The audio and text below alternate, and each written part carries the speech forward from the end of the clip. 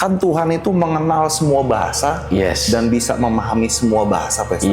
Nah, betul. Untuk apa kita berbahasa roh di hadapan Tuhan yang bisa juga berbahasa Indonesia? Jadi poinnya bukan pada Tuhan yang paham atau tidak paham bahasa manusia. Poinnya justru kepada...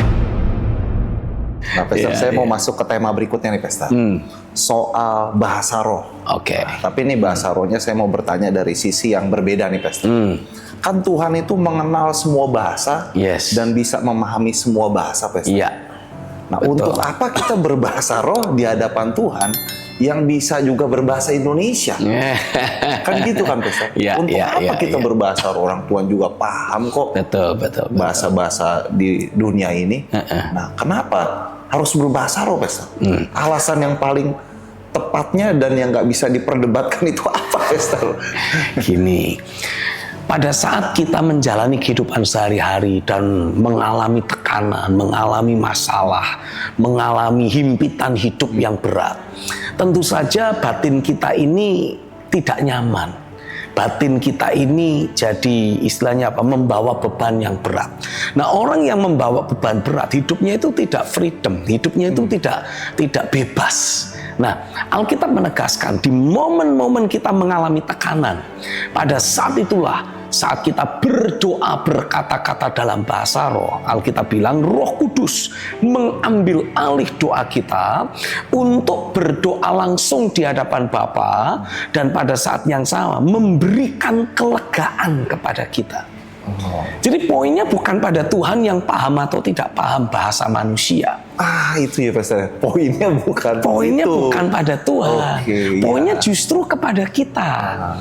Alkitab mengatakan saat kita berkata-kata dalam bahasa roh, Roh Kudus menolong kita untuk berdoa dan berkata-kata dengan keluhan-keluhan yang tak terucapkan. Nah, setelah kita menaikkan doa bahasa roh yang sifatnya berupa kata-kata atau keluhan yang tak terucapkan tadi, biasanya kita akan jadi lega. Kita mengalami kembali batin kita itu ada kebebasan, ada kemerdekaan. Kalau diistilahkan dengan aliran air hidup itu, ini sumber aliran air hidupnya tidak macet lagi, kembali mengalir. Nah, manusia ketika mengalami aliran kehidupan dalam dirinya terhenti atau tersumbat, dia akan mengalami kondisi hidup yang pakai tanda kutip itu tidak seimbang. Nah, ketidakseimbangan hidup inilah yang seringkali bisa menjadi hal-hal yang negatif yang lebih mendalam dalam hidup orang. Orang jadi stres, orang jadi pikirannya bunuh diri aja, orang jadi pikirannya jelek aja. Nah, padahal kan Tuhan tidak mau mendesain itu. Tuhan tidak menghendaki itu terjadi atas kita. Tapi kenapa itu bisa terjadi? Kenapa sih ada pendeta depresi? Kenapa sih kok ada anak Tuhan sampai stres? Apakah itu normal? Tidak, itu tidak normal. Tapi kenapa kok sampai jadi stres? Analoginya seperti ini. Kalau kita melihat ada saluran air, kan harusnya mengalir terus nih. Nah, tapi kemudian ada sampah yang menyumbat saluran tersebut. Apa yang terjadi? Genangan air. Nah, kalau ada genangan air, artinya tidak ada aliran di sana, karena menggenang, tersumbat. Nah, saat ada genangan air, apa yang terjadi? Nyamuk-nyamuk berdatangan, jentik-jentik mulai muncul. Itu mulai menjadi sumber penyakit. Nah, demikian pula ketika kita ini menghadapi masalah, menghadapi tekanan, kita mulai mendapati aliran kehidupan dalam diri kita itu tersumbat oleh karena masalah dan tantangan tersebut. Cepat atau lambat kita jadi stres.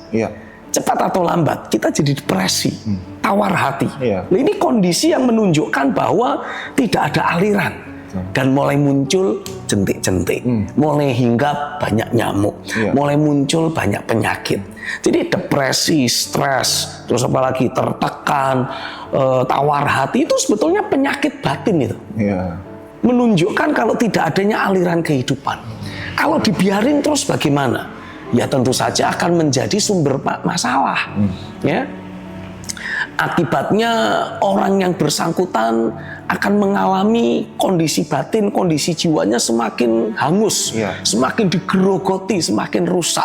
dia mengalami sakit jiwa, sakit mental. Akibatnya apa? Ya dari perilaku, tindakan-tindakannya jadi senggol bacok gitu. Kesenggol dikit marah, apa lu?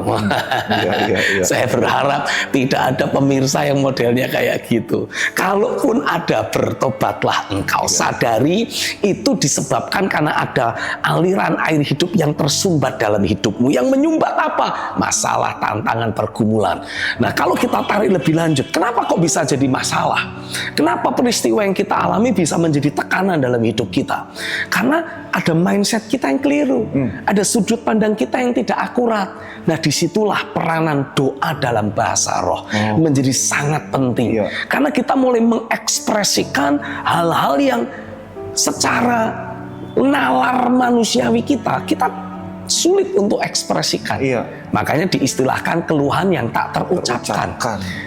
Tapi Roh Kudus di dalam batin kita ingin menolong kita mengekspresikan hal-hal yang tak terkatakan tadi, sehingga tidak jadi sumbatan terus-menerus, sehingga kita bisa mulai mengekspresikan kondisi hati kita kembali. Jadi sumbatan itu bisa dijebol, aliran air hidup kembali mengalir. Jentik-jentik jadi hilang, hanyut. Kotoran-kotoran jadi terhanyut.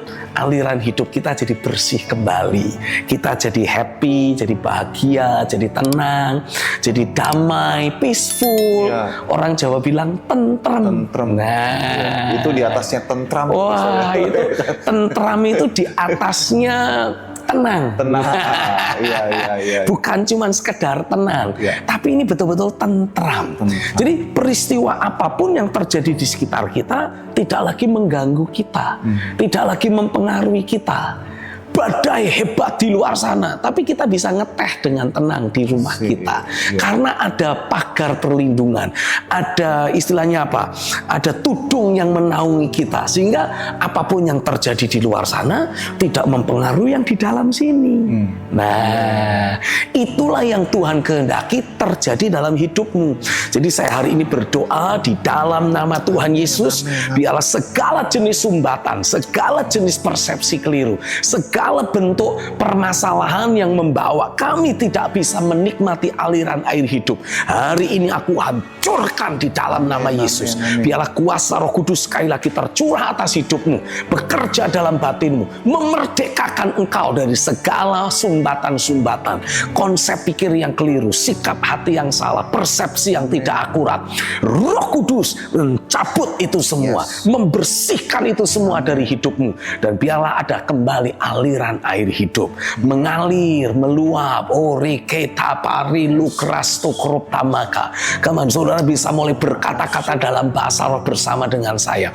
Coba ekspresikan apa yang ada dalam hatimu. Kalaupun itu berupa keluhan-keluhan yang tak terucapkan, berupa rintihan, ratapan, it's okay, ekspresikan sampai saudara kembali merasakan ada aliran sukacita, ada aliran sorak-sorai, ada aliran kemenangan. Karena itu menandakan Roh Kudus sedang terus bekerja dalam hidupmu, memerdekakan engkau dan membawa engkau kembali terhubung dengan realitas sorga. Terjadilah dalam hidupmu di dalam nama Yesus. Haleluya, haleluya, haleluya. Pastor, ini saya menangkap sesuatu, Pastor. Tapi benar atau enggak, Pastor Stephen uji ya. Jadi tadi pas Pastor Stephen menjelaskan, saya teringat akan ayat Kisah Rasul 2 itu, Pastor. Pencurahan roh akan terjadi ke seluruh manusia. Dan pada hari-hari yang terakhir, aku akan mencurahkan rohku ke atas semua manusia. Nah, terus Yesaya 2 kan mengatakan gunung rumah Tuhan akan menjulang tinggi. Betul. Nanti ke depan ya, Pastor. Ini bahasa roh ini akan dicari-cari banyak orang. Karena kan menyembuhkan dari stres. Betul. Sakit stres. Mental yang sakit. Betul. Ini bakal menjadi hal yang lumrah dan umum ya, Pak?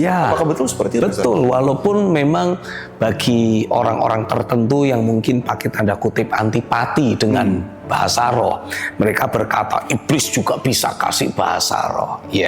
Tapi bagaimanapun, karena ini adalah sarana yang Tuhan berikan untuk membuat kita menikmati kemerdekaan dan kebebasan di dalam batin, saya percaya ini akan dicari oleh banyak orang. Orang akan merindukan terima baptisan Roh Kudus supaya mereka dengan leluasa bisa berkata-kata dengan bahasa roh, mengkomunikasikan apapun yang tak terkomunikasikan dengan bahasa manusia langsung kepada Tuhan. Nah, tapi mungkin kita ada yang bilang seperti ini, tapi Pak, bukankah Tuhan juga mengenal bahasa air mata? Jadi dengan kita nangis, kita jadi lega.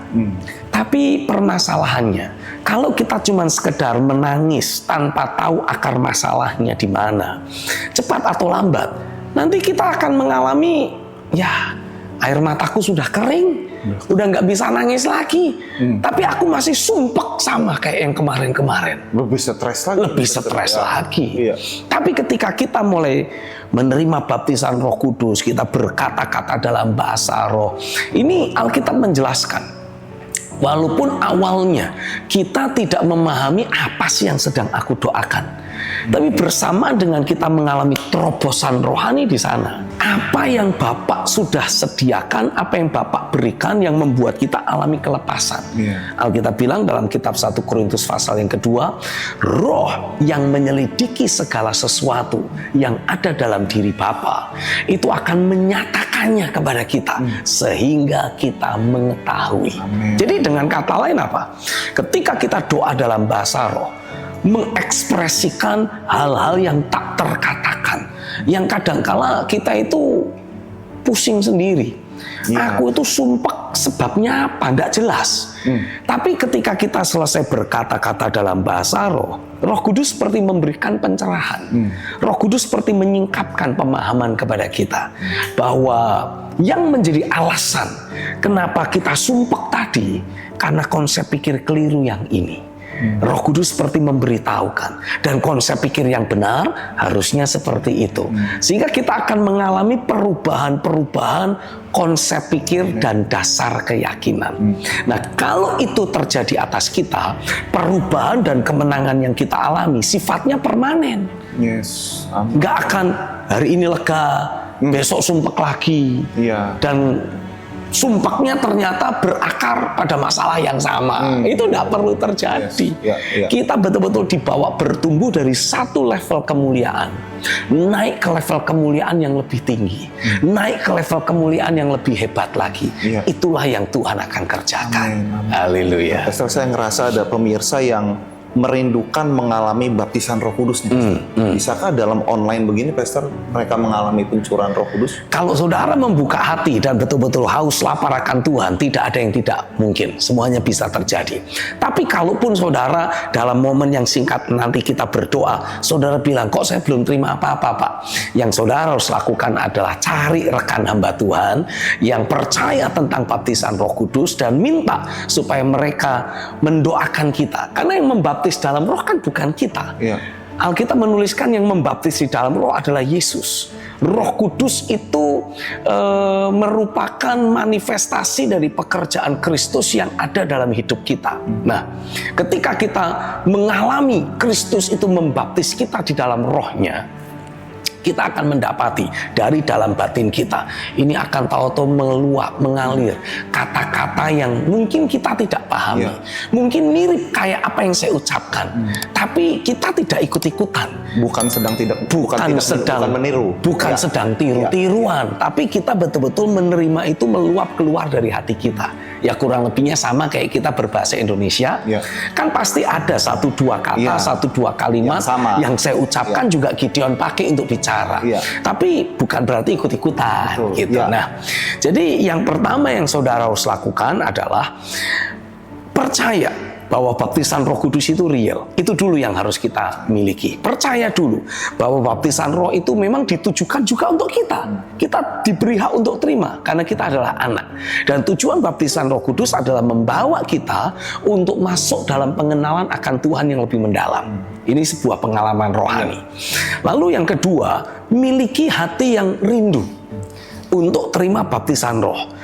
Kita tahu baptisan roh itu nyata, tapi kalau kita merasa tidak butuh, kan ya tidak akan terjadi apa-apa. Tapi ketika kita merasa butuh, Alkitab mengatakan, barang siapa haus, baiklah ia datang kepadaku. Jadi yang kedua tadi kita harus merasa butuh. Lalu yang ketiga, mari kita datang kepada Tuhan lewat doa, dalam doa. Nah, nanti sebentar saya akan membimbing saudara dalam doa, dan kemudian saya akan berdoa, mendoakan saudara untuk terima baptisan Roh Kudus secara online, secara virtual. Lalu yang keempat yang saudara harus lakukan adalah bertindak dengan iman. Yesus berkata, barang siapa haus, baiklah ia datang kepadaku dan minum. Jadi nanti sebentar saya akan mengajak kita doa sama-sama. Lalu kemudian selesai saya berdoa bagi saudara, saya mau saudara bertindak dengan iman, mulai mengekspresikan apa yang Roh Kudus kerjakan dalam hatimu atau dalam pikiranmu saat dia memberikan kata-kata bahasa roh yang kelihatannya mirip dengan kita atau bahkan sama sekali berbeda. It's okay, tapi saudara harus dengan berani, dengan iman mengucapkannya. Jangan menunggu Roh Kudus menggerak-gerakkan mulutmu, karena dia tidak sedang merasuki engkau. Dia ingin memenuhi engkau, dia ingin membaptis engkau, tapi tidak merasuki. Berbeda. Orang kerasukan itu tidak bisa mengontrol dirinya. Tapi orang yang dipenuhi dan dibaptis oleh Roh Kudus itu tetap bisa mengendalikan dirinya. Jadi jangan takut, saudara tidak sedang kerasukan Roh Kudus. Oke, kita satukan hati. Saya mau saudara arahkan tanganmu ke kamera atau ke layar monitor yang ada, dan mari ikuti saya terlebih dahulu dalam doa. Katakan, Tuhan Yesus, ikuti dengan bersuara, Tuhan Yesus, terima kasih karena korban-Mu di atas kayu salib melayakkan aku di hadapan Bapa. Terima kasih untuk pekerjaan roh dan firman yang membersihkan hatiku. Saat ini aku mengampuni semua orang yang bersalah kepadaku, dan aku tidak membiarkan ada ganjalan apapun dalam hidupku. Aku minta berkati aku dengan baptisan Roh Kudus, dan aku menolak segala keterlibatan dengan okultisme yang menghambat, menghalangi aku untuk terima baptisan Roh. Aku rindu terima baptisan Roh-Mu, dan baptiskan aku sekarang di dalam nama Yesus. Dan saat ini izinkan saya berdoa bagimu. Saya mau saudara terus mengarahkan tanganmu ke kamera. Izinkan saya berdoa bagimu, dan nanti selesai saya berdoa, saya akan berkata-kata dalam bahasa roh, dan saya mau saudara bertindak dengan iman. Karena ketika saya mendoakan saudara, saya percaya Roh Kudus akan turun atasmu. Dia akan mulai memberikan kata-kata bahasa roh yang mungkin saudara tidak pahami, ditaruh di hatimu, ditaruh di pikiranmu. Yang saudara harus lakukan adalah dengan berani melangkah dengan iman, mengucapkannya dengan bersuara. Dan seketika saudara mengucapkan satu kata-kata yang Tuhan beri, nanti Roh Kudus akan memberikannya lebih lagi dan lebih lagi. Satukan hatimu dalam doa dengan saya di dalam nama Yesus. Bapa, aku membawa umat pilihan-Mu ini, mereka orang-orang yang merindukan baptisan Roh Kudus, dan aku tahu Yesus adalah pembaptis di dalam roh, dan satu-satunya pribadi yang bisa membaptiskan kami dimanapun kami berada, walaupun dilakukan secara online, hanyalah Tuhan sendiri. Tuhan Yesus, baptiskan mereka semua dengan baptisan Roh Kudus-Mu. Aku lepaskan pekerjaan Roh Kudus, aku lepaskan pekerjaan firman, dan aku lepaskan manifestasi hadirat Tuhan untuk turun dalam hidupmu. Yes, aku percaya engkau mulai merasakan hadirat Tuhan yang lebih spesial turun dalam hidupmu, dan terimalah baptisan Roh Kudus, karena tangan Tuhan ditumpangkan atasmu dan membaptiskan engkau, melayani engkau dengan baptisan Roh Kudus itu sendiri. Mulailah bertindak dengan iman di dalam nama Yesus. Ko kreketipi hambulis tu panggia ri itu peristimberi kotam likoratami orohum bapa rohunda maka. Terus berkata-kata dalam bahasa roh. Kikirin dibiri keras tu merakap temia au merimbi beka membuye histimbiri kendamayu likengka hulakung keras tu brendi mirika. Terjadilah di dalam nama Yesus. Lanjutkan doamu, terus berkata-kata dalam bahasa roh.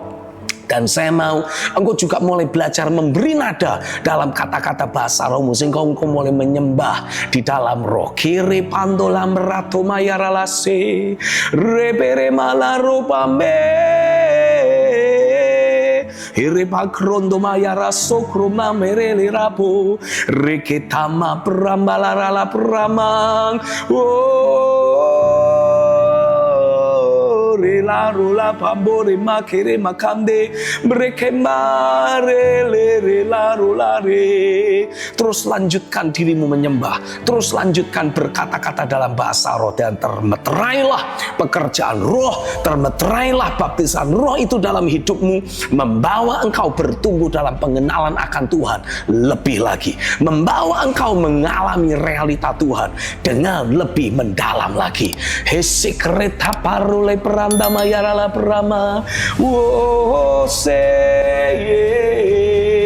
kelata mayarala peram de mereka. Lanjutkan doamu, dan saya percaya tangan kuasa Tuhan akan terus membawa engkau bertumbuh dari satu level kemuliaan kepada level kemuliaan yang berikutnya. Haleluya.